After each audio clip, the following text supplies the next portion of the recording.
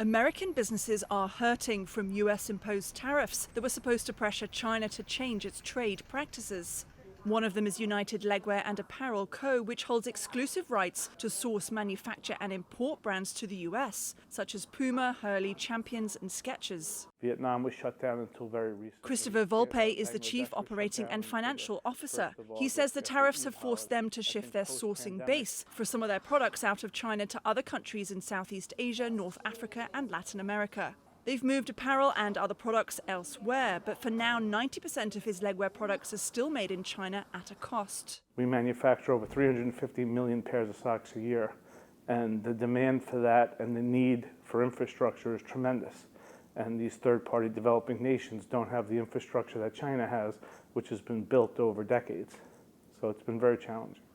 That's been the common experience of many companies in the United States since the tariffs were first introduced by former President Trump in 2018. A number of influential American business groups have written a letter urging the Biden administration to restart trade talks with China and cut tariffs on Chinese-made goods.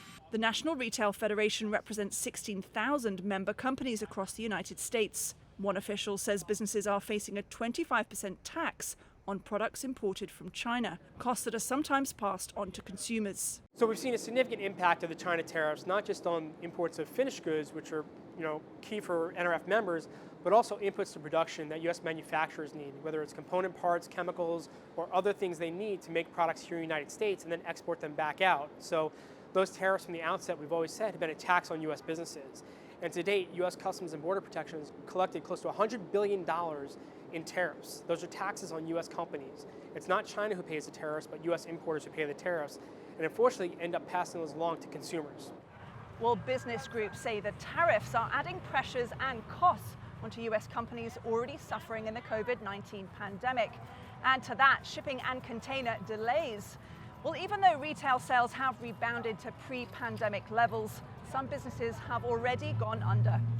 For policy research group American Action Forum, it's clear the tariffs have had a negative impact, costing the US economy and especially business about $50 billion a year. We would really like to see the United States embrace its traditional role as the leader of free trade.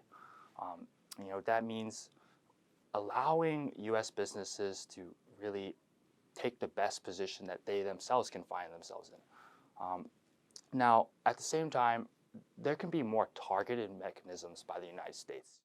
The White House press secretary recently said that President Biden plans to continue using everything in his toolbox to fight against unfair trade practices. There's an ongoing review of policies, but no clear timeline. For US businesses, any change to lift the burden of tariffs can't come soon enough. Caroline Malone, CGTN, Washington, D.C.